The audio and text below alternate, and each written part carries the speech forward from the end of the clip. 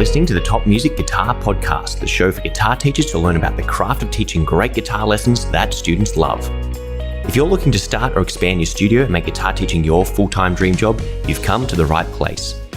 Each week, you'll get to hear from some of the top guitar teachers from around the globe and get their best tips and experiences so you too can build your own dream studio. I'm your host, Michael, and I've founded one of the top guitar schools in Australia, written a best-selling curriculum, and I mentor guitar teachers. I'm excited to share my expertise with you and the wisdom of all the experts we interview. Make sure to subscribe so you don't miss any future episodes. Let's get into it.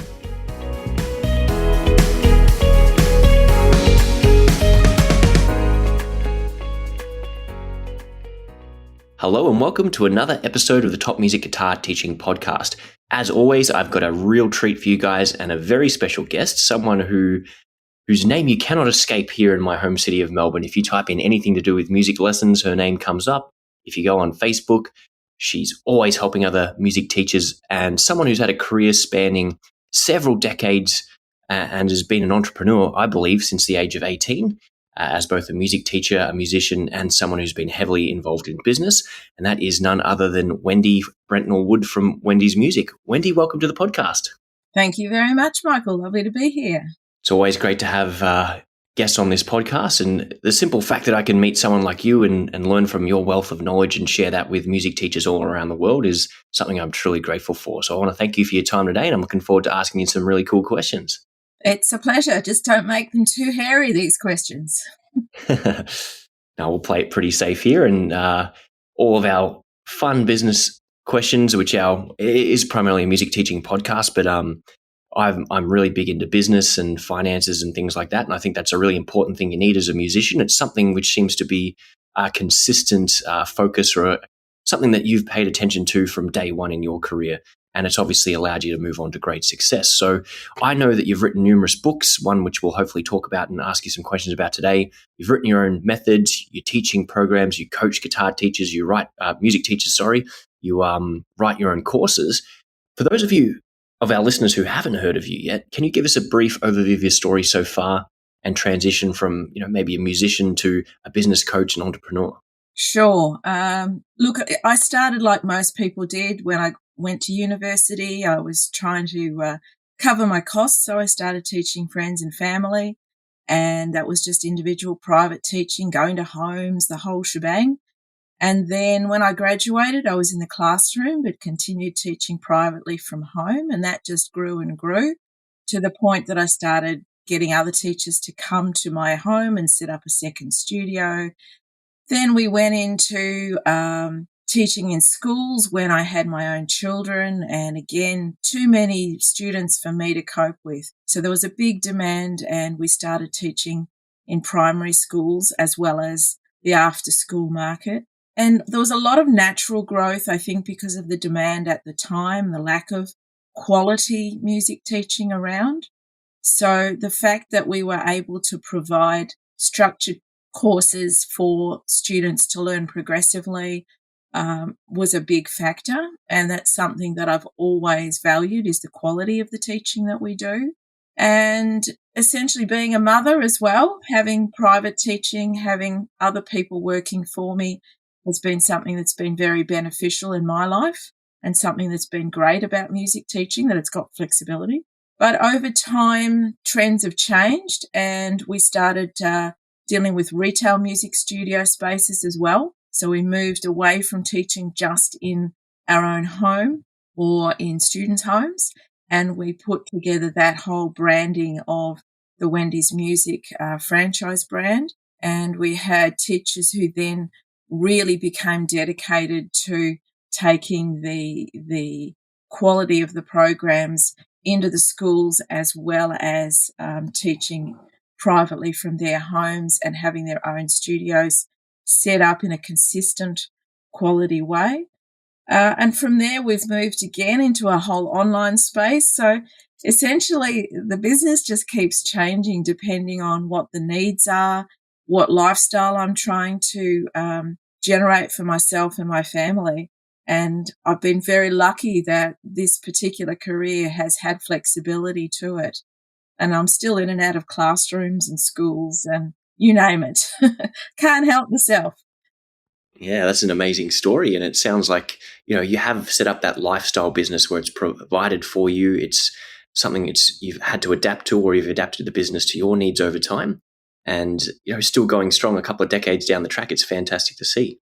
Thank you very much. Yes, it has its moments, and you do have to be mindful of what times you're working, because teaching music can often be very antisocial times that you end up doing most of your work. So you do have to be careful and not overdo it. That's probably one of my biggest failings, is being a bit of a workaholic.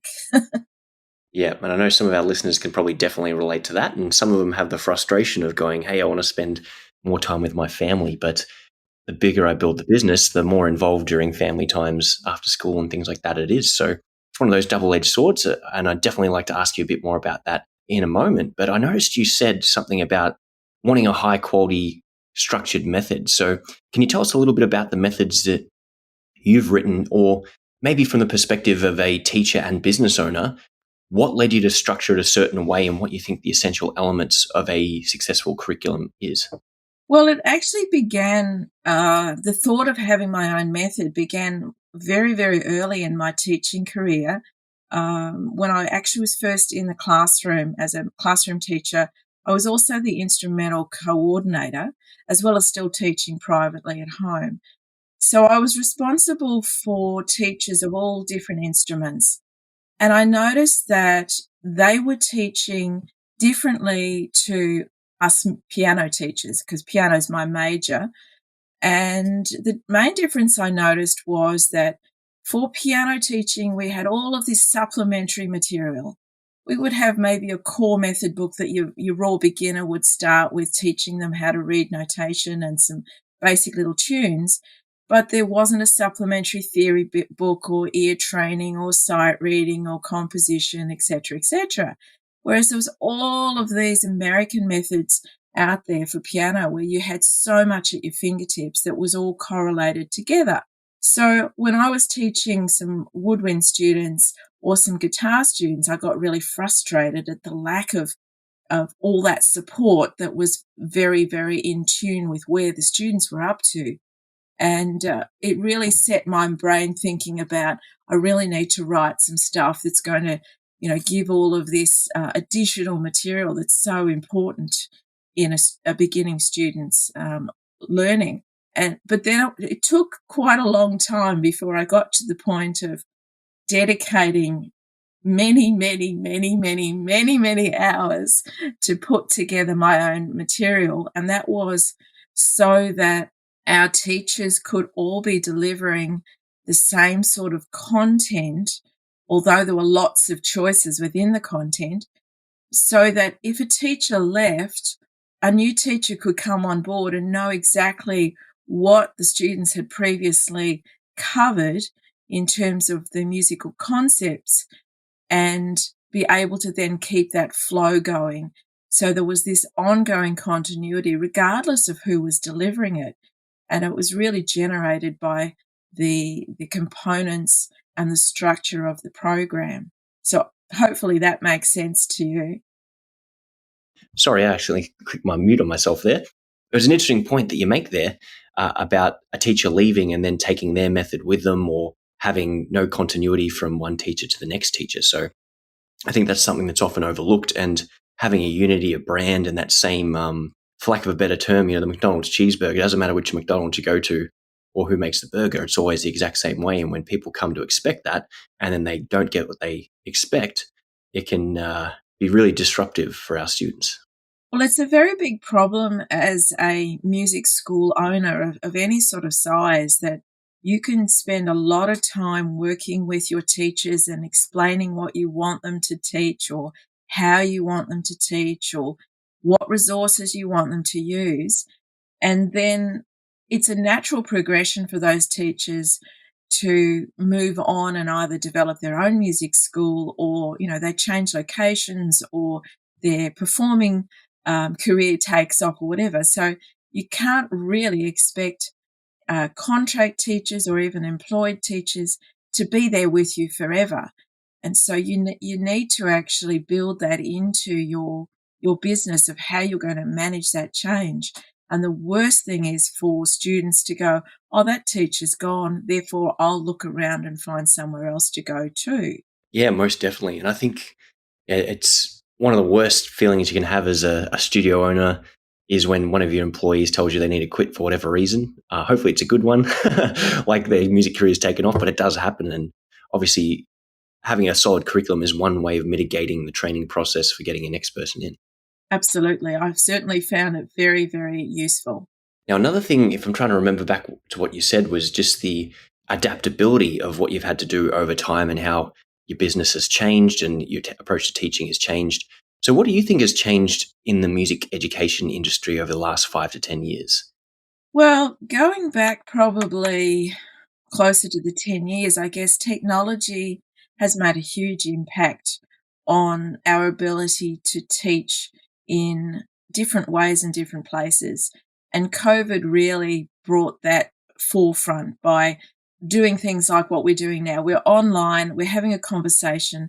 I'm now based in central Victoria. I'm in the middle of a forest, essentially, and I still teach people who are hundreds of miles away.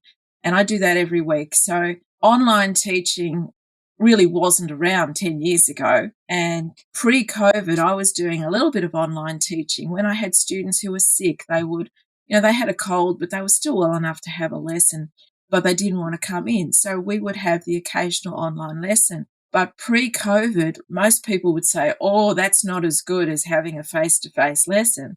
And of course, now that's totally changed because of the convenience and the availability of different apps to help us teach really effectively online. So that's a really obvious change. But I think the way people, the availability of people, the timelines of when people are working and not working.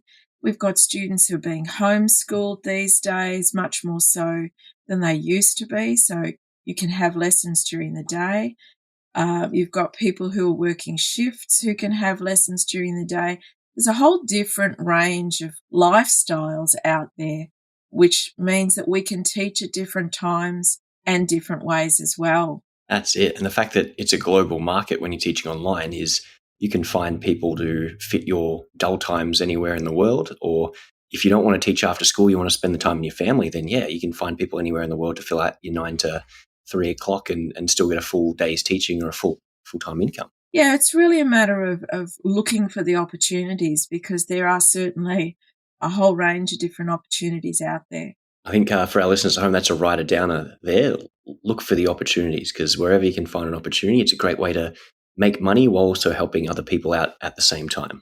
Exactly. Don't get yourself stuck in a rut of it's always got to be the same way, because it doesn't. Yeah, and if anything, probably you may find this as well, Wendy, is when you go against the grain and go, there's got to be a better way of doing this, or breaking away from tradition, often that leads to your next breakthrough or your next success, or finding a really great opportunity for yourself and your business. Absolutely. And it's the same thing with failure. A lot of us are really scared of failure or admitting to failure, of trying something and it didn't work. But that is often the thing that opens the door to a whole new idea. And that new idea might be slightly different from what you envisaged originally and what you failed at, but what then becomes a really amazing opportunity that nobody else is doing, perhaps. So don't be scared to fail and admit to failure. It often opens the doors. Yeah, it's a fantastic lesson there that we could all learn from. And I love this quote saying, "Smart people learn from their failures." And I think that's important, but really smart people learn from other people's failures. So if other people are trying to tread water, sometimes you can go, okay, that's a bad idea. But you can always say, well, what did they do wrong and could I improve on that? Without distracting from the topic at hand, don't be afraid to fail if you're listening to this at home and you've heard it from someone who's been successful for 30 plus years in this industry. I always tell my beginner guitar students, like, the difference between a master guitar player and a beginner is the master has failed more times than the beginner has even made attempts.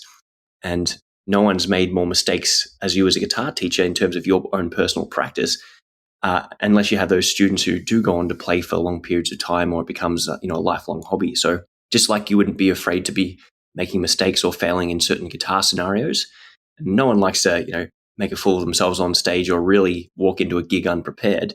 But all the little mistakes you make along the way, it's all part of the process. Absolutely. I would totally agree with everything. Now, on the flip side of that, we've talked about things that maybe have changed, and COVID was the big calamity event that sort of forced a lot of people online and to make changes and adapt. And I'd definitely like to ask you a bit more about your lifestyle business shortly, because the idea of moving to a forest in country Victoria sounds absolutely fantastic to me, and a lot of people are making a business for the sake of setting up that lifestyle. So I want to get into that shortly. But on the flip side of what's happened to change a lot in the last 10 years, what have you noticed has been really consistent throughout the whole duration of your time teaching from a musical educator's perspective? I think the thing that's consistent is the number of people who come to wanting to learn to play an instrument, whether it's guitar, piano, flute, whatever, who've got absolutely no understanding of the process. And part of our role as teachers, right at the very start of that process, is to help them understand that it's not a 5-minute journey. Because you often have those people who just immediately think, oh yeah, I'll be a rock star within a couple of weeks. And they'll ask you that question, how long will it take me to be able to play guitar? How long will it take me to be able to play piano? And of course the answer is, how long's a piece of string? But we need to really help people understand that there might be a whole series of little goals that we need to set up along the way. And the way we approach teaching those people all those little goals is really the key to success of the longevity of having a student, so that they're not going to get frustrated and disappointed that they don't feel like they've got anywhere. So it's a big part of teaching. It's not just teaching them how to practice, it's actually teaching them how to set goals and achieve things so they really feel like they're getting somewhere and enjoying it along the way. Fantastic. And would you say that the ease of access to information through YouTube or online courses or simply free articles on the internet is a good thing for students or a bad thing for students? It can be both. I recently had a student who jumped onto YouTube and listened to a recording, a performance somebody had done of a piece that they were learning. And it was totally different character to the style that it should have been, because they played it at like double speed. This is a classical piece of music. So, there's particular parameters that we're trying to work with. And when we realized that was the problem, that was fine. So you can get people who are putting their own take on the music, but we don't want to copy those necessarily. We want to be aware that not everyone's going to do it the same way, or what we might call the correct way. But on the flip side, the access to so much music, whether it's notated or videos or audio, has got to be beneficial to just making people enjoy more music, be more excited about more music, learn about different musical styles, different opportunities of what they might be able to learn, all those sorts of things. I think there's a whole lot more benefits than there are the opposite. Fantastic. And I would totally agree with that. There's so much bad content out there, but there's also so much good content. And I think a lot of guitar teachers or music teachers in general are a bit apprehensive about YouTube saying, oh yeah, it's going to ruin you or it's going to get you frustrated or whatever. But essentially it creates work for us, because there's a whole bunch of people who would otherwise not have started learning guitar or music instrument, get to a certain point teaching themselves online, get frustrated, and then come to us to solve their problems or to get them out of their rut. Yeah, absolutely. I think it's like anything, like reading books. There's, millions and millions of books being written, but you have to be selective about which ones you choose to read and spend time on. So you've just got to be selective on YouTube in the same sort of way. That's it. And there's never been a better time to learn on your own. But at the same time, if you're learning the wrong content in the wrong order, or even the right content in the wrong order, it can get definitely overwhelming. But I think, kind of like what you said, overall, there's probably a positive net benefit of YouTube. And as I just said, any guitar teachers are sort of frustrated by the fact students want to learn themselves from YouTube. At the end of the day, they're coming to you for an experience which they can't get online, or that human connection that they can't get online. In this day and age, almost anything can be accessed online by someone giving it away for free who's just as good as you, if not better. So you have to make your in-person lessons, if you are teaching in person, better than what people can get offline. Otherwise, there's no incentive to keep learning with you. Absolutely. And I think the benefit of the face-to-face lessons, or the human factor, is that you can individualize how you help each person, and setting those goals, as I mentioned earlier, that suit that particular person at that particular moment in their learning experience is something that YouTube's never going to be able to achieve. Now, on this topic, I wanted to build on this. I noticed on your website you've got a number of courses. I personally haven't taken any myself, but as I was looking over the list, I was like, "Ooh, I kind of want to get this one because they all look fantastic." One of them is about retention. So I think a lot of teachers struggle with retention. I'm definitely finding that past 2 years since the lockdown, especially here I'm in Melbourne, obviously south of where you are, but being locked up for pretty much 18 of the last 24 months. So many kids from being on technology all day just don't have attention spans anymore. So many adult learners are just frustrated, time poor. They want really quick results and instant gratification. What can guitar teachers and music teachers be doing to boost their attention and keep students learning with them for longer? There's a number of different sorts of strategies that I've utilized in the past. Again, it comes back to that knowing your student, knowing what their goals are, knowing their ability levels, understanding what they already know and don't know. So you really need to get to know each student, particularly if you've got individual lessons or small group lessons, so you can work towards what is going to really excite them, what is going to keep them wanting to come back. So that's a first thing. And in your very first lesson with them, I would hope you'd be asking those questions about what is it that's made you come and sign up for lessons? Why are you here, essentially?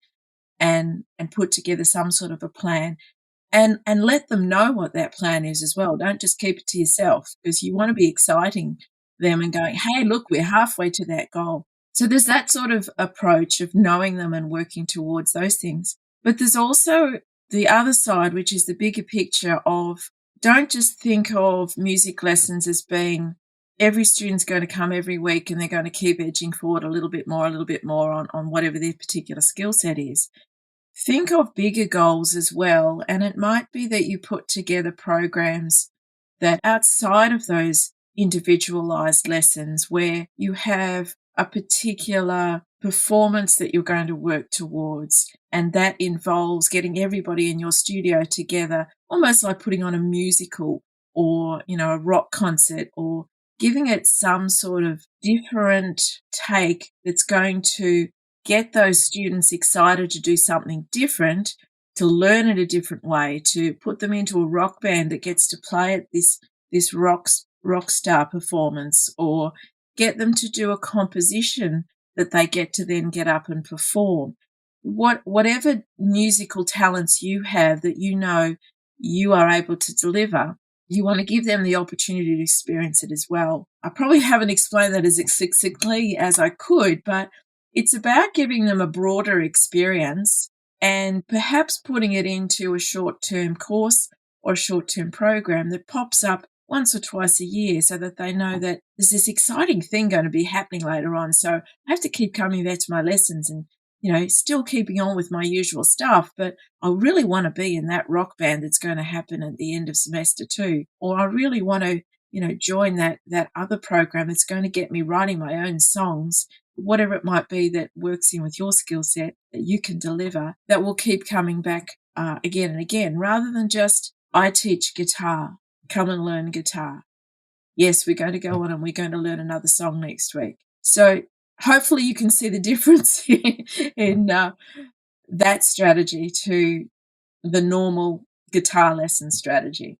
Definitely. And I remember reading, I cannot remember what I learned or where I learned this, but thinking of it like a conveyor belt system. And if people are just, I think for some reason I've got there's a heavy metal band called Motley Crue, and they explain the record industry as being different conveyor belts. And something like the local level bands are on the bottom level. It's the biggest conveyor belt, but people fall off at some point. And then some bands go to the next level and the next level. And the top level is a really small treadmill that just spins really, really fast. And that's your 5 seconds of fame. And not many bands can stay up there for really long. But I thought about it for students, you've obviously got your day-to-day guitar lessons, and that might be a 9-month treadmill, it might be a 2-year treadmill, it might be a 5-year treadmill, but everyone's going to fall off that treadmill at some point. What you need to do is realize that as they're getting to the end, you need a conveyor belt that takes them up to the next treadmill or the next platform and keeps them running. So a band program might get them staying for another 3 months, and then you either put them into a different level 2 of guitar, or now we're going to do some songwriting. So having kind of different conveyor belts that you can have your students on and segue from one to the other, as opposed to just giving them more of the same thing. Because humans, one of our essential needs is variety or change. As much as we need consistency, we also need to keep things fresh. So changing up the lesson plan probably ties into what you're saying there in offering different programs to give them that variety and something to look forward to that's out of the ordinary for them.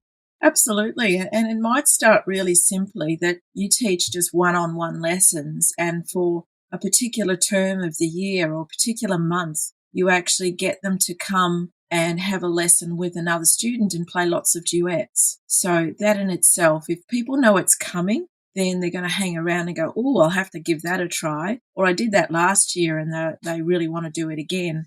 So that type of thing can start really, really simply. It doesn't have to be bigger than Ben-Hur.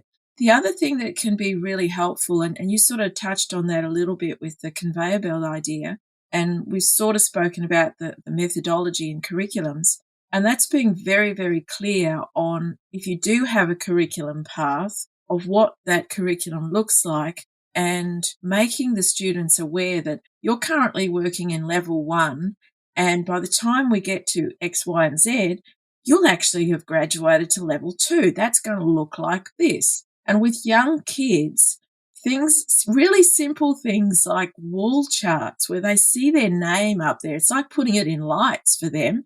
Their 5 minutes of fame. Put their photo up on the wall, go, you have achieved level 1. Bam, you're level 2 now. And they'll start to see who else in the studio is at what level, and there'll be this little bit of competition that goes on there, sometimes within themselves, sometimes with others or against others. And it can be sometimes just that incentive that keeps them practicing and keeps them moving forward, more so than, okay, next week we're going to do a new song. Most definitely. And I think music teachers who teach outside of a classroom can sometimes forget or disassociate from the fact that so many elements, like having charts on the wall, all these things which we really enjoyed as kids in our education, we kind of forget to do some of those things. And even the routine of what kids have in their everyday classroom, repeating some of that routine in your lessons can really help engage them and connect them. But I think that idea of having that progress chart and their name up on the wall, that's a really great idea there, Wendy. It's funny how with so much technology that anything that's a bit tactile also is really for kids at the moment, but maybe adults too. But something that they can see and touch, is rather than just a screen where it's there 1 minute, it's gone the next, nobody else knows about it. Everybody comes in and sees their photo or their name on the wall, and it's like, that's me, I've done that. Just gives them that real little boost. So it's definitely a useful little ploy for sure. And making sure that your studio is really inspiring musically, having your instruments around and having your, all of your, whether you've still got LPs or CDs or music books, whatever it is that's musically inspiring around you is also really helpful. That's some great advice there. And I think this is maybe a guitar teacher thing more than any other genre. But I remember when I was learning, I would try and see every teacher that I could. I went and got lessons with this expert or this guy that taught this genre or this lady that did this. And I saw a lot of them taught from their houses, and some of them had really cool studios, which were absolutely amazing to walk into and were very inspiring. And I succinctly remember one person where I had to walk through the remnants of the party the night before to get to his teaching studio. There were beer bottles everywhere and rubbish and stuff like that. And he just sort of maybe even forgot I was coming, and I woke him up at 10 a.m. for our lesson and had to traverse this mess, which somehow he was living in a house in that state. So I thought the first week, okay, maybe he had a party. The next week, everything was exactly the same, like to the same beer bottles, the same bags of rubbish. And I was like, okay, not coming back here again. But a funny story I can laugh at now, but what kind of space are you creating for your students? That's a good question you should be asking yourself. And also, how can I optimize this? How can I make it better? How can I make it more engaging for the people who are going to come and spend time with me at my studio? Absolutely. It shows a certain dedication to your teaching. I think if you've got an inspiring space as against four blank walls and, just you. So they know that you really are excited by music if you're surrounded by all your musical paraphernalia or not. Most definitely. And one last little thing that I'll add, because I definitely want to ask you about your book coming up, is thinking back to what excited you when you were learning, and what did your teacher do to inspire you, whether that was in your classroom for your whatever primary school, or whether it was your maths high school classroom, or your guitar lessons or your music lessons. I definitely know my guitar teacher had a wall with probably $100,000 of different guitars. Not that I knew the price of them at the time, but he had a collection and you knew there were all the famous ones. This is what Jimi Hendrix uses. This is what Slash from Guns N' Roses uses. So you have that ability to put yourself in your student's shoes, or even your past student's self shoes, and go, well, this is what inspired me. How can I recreate that now? I was one of those kids or one of those people in general, right through teenage years as well, where I just love making music. So I was told by my parents that before I was actually talking, I would stand under the kitchen table and sing. So I was always trying to find a way of making music. So I was given instruments when I was a toddler by my grandparents, a little xylophone. And I begged, can I please have piano lessons? I was the youngest of four and the only one who stuck at it, so I don't remember so much being inspired by anything particular in the early days, other than every instrument that I found inspired me to try and make noises from. And that's probably why I picked up so many along the way and learnt with teachers. I learnt woodwind instruments and guitar and violin and a bit of drums and almost everything else. But I do remember in secondary school that we had a quartet come and play, and they played the Trout Quintet, and they were members of the MSO, and it was in our own music classroom. So we had these extraordinarily high quality classical musicians in this small space playing the Trout Quintet. So it was a quintet, not a quartet. I just realized what I said before. And that absolutely blew me away. And that was probably when I was in about year 11. And so that definitely inspired me to get through that journey of at the Melbourne Conservatorium, of the classical performances that we had to get through. Because I don't feel like performing it has ever been my major driver. I love to make music. I love to play music with other people, but I actually love to teach it just as much as I love to play it. I don't want to be up on stage and be a rock star or a concert pianist or anything like that. So being involved in playing it, to me, and being inspired by others who play, is probably the closest answer I can give to that question. That's fantastic. And inspiration. You obviously found your inspiration through many means, whether that's your parents giving you access to various instruments or seeing other great players. I think that's also something that keeps people long term. Is motivation comes and goes, but often that is followed by some source of inspiration, which can get people to stick with it through the hard times. Now, you've got lots of great courses online, but we've also got, spoke about a book which you've written at some point last year or fairly recently. So are you able to tell us a little bit about the book that you've put together? Absolutely. It's called Music Teaching Made Profitable, and I put it together specifically for music teachers because over probably about the last 10 years roughly, I started having teachers that I've worked with in schools or other places, or even teachers that in the past have worked in my own music schools, who would approach me and ask for some help in the development of their own music schools. And so I started doing a bit of individual sort of coaching and decided that I'd try and put a lot of that information into a book and make it even more accessible to more people. So it really is my ideas of how I have worked through, and there's a lot of personal experiences that I have put in there.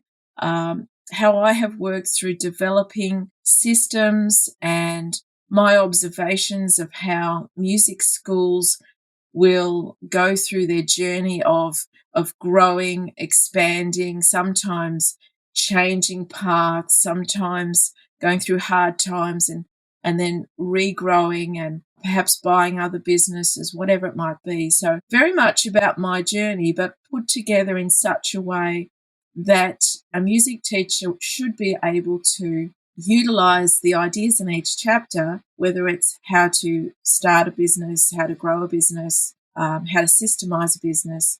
And I've put together some action plans for them so that they can actually make things happen by the time they've finished reading the book. That's the aim of it. Fantastic. And for those of you listening at home, we are going to be posting a link to obviously where you can connect with Wendy in terms of her website and where to get all her teaching resources. So that link will be included. Make sure you check it out after the show.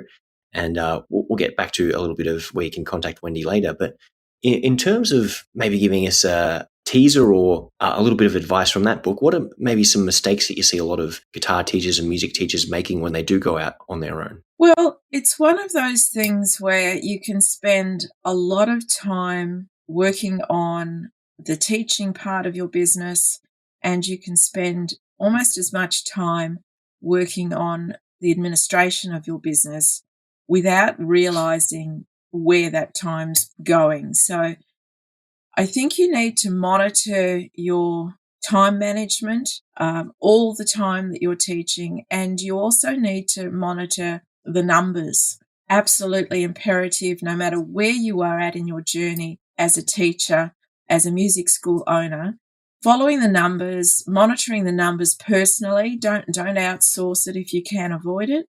And by that I mean looking at things like how many hours you are achieving for how much income, what your expenses are, so you know what your cash flow is, and you can then have the reality of, well, I'm working this many hours on teaching, I'm working this many hours on admin, but I'm actually only managing to do this much in my hourly rate when I extrapolate it all out. So the numbers, the student numbers, the hours, the income, the expenses, anything to do with the numbers is imperative to watch, because it's so easy to get trapped in that cycle of doing, and not realizing that there's actually a better way out there, which might be outsourcing some of your admin, getting some different technology to automate some of your processes to enable you to then go, okay, now I've got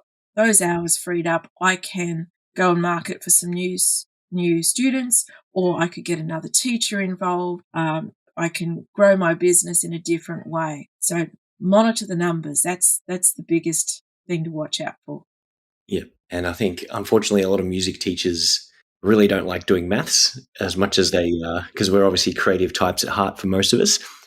But it's one of those important things that if you can get organized and get the numbers, as Wendy's just said, in order, and sometimes even either learn to love it, or if you hate it, find someone else who can manage it for you. But unless you know the numbers, you can't make educated, informed decisions. Exactly. And if you really don't understand the numbers, or you really don't like it and you do outsource it, just make sure you've got some processes in place to constantly review with them. So once a month you sit down and you have a conversation with that person, what are the numbers really telling me? And it doesn't have to be a huge process that way. So don't be scared of the numbers. Fantastic.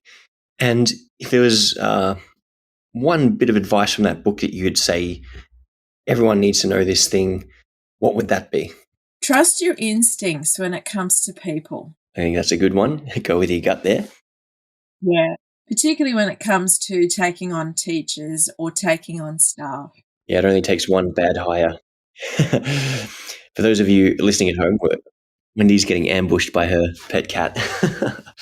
Sorry, I think I cut you off then. Yeah, when it comes to hiring staff, or particularly teachers, sometimes you can get caught up in that I must get a teacher in place for this particular instrument or this particular day, and you get really caught up in your need of what you want it to be, and your instincts might be saying, oh, I don't know if this is quite the right person, but I really need to make it happen. And all that generates then is angst, because if they're not the right person or the right personality, or you're trying to squeeze them into a time that doesn't suit them, or the distance is too far and they reluctantly say, I'll give it a try, then those things we spoke about earlier of teachers leaving and causing problems can rear their ugly head again. So if you trust your instincts about people, their personalities, whether they really want the position, whether they're really what you want them to be, then you can find that, you can get to the guts of what's really needed and not. Yep, some really, really solid advice there. And anyone at home who's gone through that process of making someone who sort of matches and you've just hired them because you needed a short-term solution, you often just took a short-term problem and made it a long-term problem with amplified consequences more often than not. Exactly. So hopefully we can avoid that. And by the sounds of it, if you download Wendy's book, I believe you also got a course on hiring teachers as well. Is that correct? Yes, I have. I've put together a course that's got lots of downloadable templates and so forth for you to use for interview questions or, that type of thing as well. So in the courses, I try and make it as easy as possible for you to take in the information and then use it within your own teaching space. Fantastic. And from the perspective of a fellow content creator and someone who tries to work with guitar teachers, how do you go about identifying what the common problems are and what to create a course about or what people need help with and or are interested in? Probably comes back to years and years of employing teachers that it's probably about 20 years or so ago that I started putting together training systems for my teachers, again, because we were looking for consistency in not just procedures and policies, but in the way things were presented to students and schools. So I started to write, a teacher's manual and record videos and all sorts of resources for those teachers to use. And whilst doing that, I would find with feedback from teachers as we did, live training, they would come up with a million questions. So essentially, I've got loads of these manuals and resources that I've put together over the years, which seem to still be incredibly relevant to music teaching. So I'm obviously just updating them to the current situations. But I'm always happy to hear from teachers too. If they have got questions, they can contact me, through social media or whatever, and I'm more than happy to point them in the right direction. Fantastic. And where can they connect with you on social media? Quite frequently popping around Facebook. I've got a Music School Success Facebook group that they're welcome to join. They can ask me any questions and so forth in there. I've got some files and so forth that they get free access to as well. So that's probably the easiest way to contact me, either through Messenger or through the group. Fantastic. And in terms of growing your program, how did you find so many clients to work through? And I know you've been in the game a long time, so your reputation sort of precedes you and people know that, hey, here's Wendy, she's the lady to speak to if you need help with this. How have you gone about creating that brand around yourself and that reputation and building a client base of music teachers? Well, that's a really big question, Michael. I think the longevity of my career, as you say, certainly has a big factor to play. And I've spent most of my married life for sure in the northeastern suburbs of Melbourne. So in that particular part of Melbourne, people have seen my music schools and because we had 4 retail studios at one point before we sold them and so forth. So there's that factor, that local factor for sure. But we've always had an active website, and that gets updated every few years. And obviously it gets, regular attention. Social media, once that came into play, has obviously been important as well. And being consistent in things, I think, makes a huge difference in being out there, being available, being recognised through those different mediums as well. Being consistently available makes a difference. Fantastic. And it's great to hear that it's been something that you've built towards over a long period of time and obviously in a lot of different areas. You seem to have risen to the top or done really, really well and just being consistent in your business, in the education means there. So it is really great to see people stick with it for so long, or to build up 4 schools and then sell out of them, but still continue on to some capacity in the musical education front. Well, I think, like you said earlier, creative sorts, we like change, we like variety. And I think being an entrepreneur is really what that's all about, that you're looking for that next opportunity, looking to always improve things. I've never seemed to be satisfied that everything's perfect.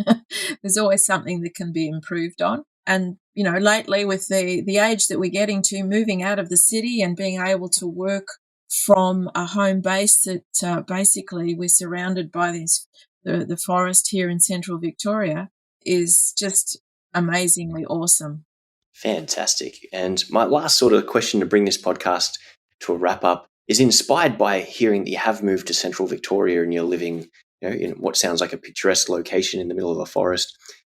Often as younger entrepreneurs, we read books about making lots of money, getting passive income to a certain point, and then retiring early at whatever location. Is this something you've been able to do in terms of obviously have several successful businesses and then build them to the point where you're now doing this because you love it rather than you have to work? Or is it a case of potentially some entrepreneurs are sold this lie of work, work, work, work, and then eventually have what you want at the end of it, but it's just a never-ending tunnel of activities, or you're chasing the dragon of essentially this idea of passive income or cashing out at some point? I think a lot of what we see on social media in particular, I guess online in general, there is a misconception of how easy it is to achieve the lifestyle that we all really dream of, where you're working shorter hours than the regular 9 to 5ers. So I think you have to be very careful about where you spend your time and where you spend your money. And that's where the comment of following the numbers so carefully really comes from. I've certainly been in business for decades, but that doesn't actually mean that it's been what I would call successful for that entire time. There have been failures, and some of those failures have been spectacular in terms of financial cost or the amount of time that they have, I guess, taken from me in terms of having to, do fixes or time wasted on things that didn't really create what they were supposed to.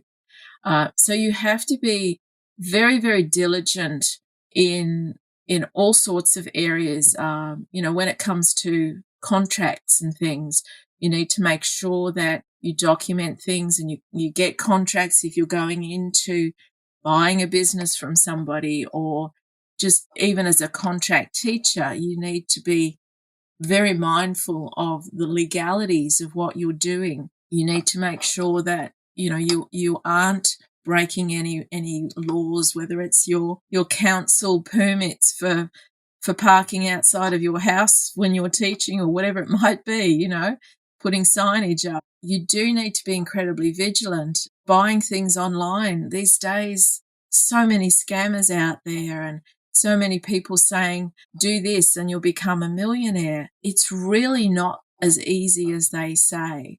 It really takes a lot of careful consideration. There's going to be hard work in it no matter what.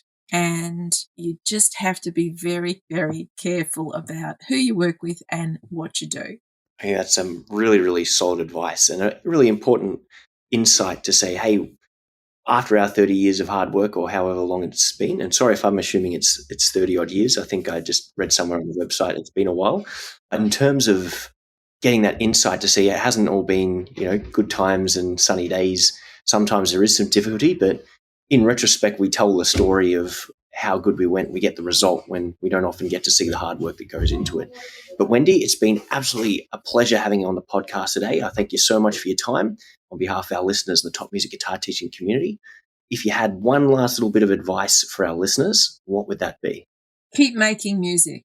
Fantastic. All right, guys. So we'll say thanks to Wendy for coming on another episode. We look forward to seeing you in our next edition. And we will post links to where you can check out Wendy's website, where you can find her online courses and her books, as well as her Facebook group if you are interested in getting help in your music teaching business, Wendy is a lady to speak to. Wendy, thank you so much for coming on board.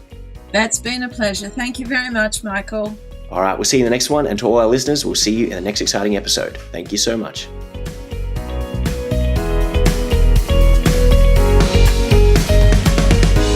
If you enjoy this show and want to hear more of our work, be sure to subscribe to this podcast.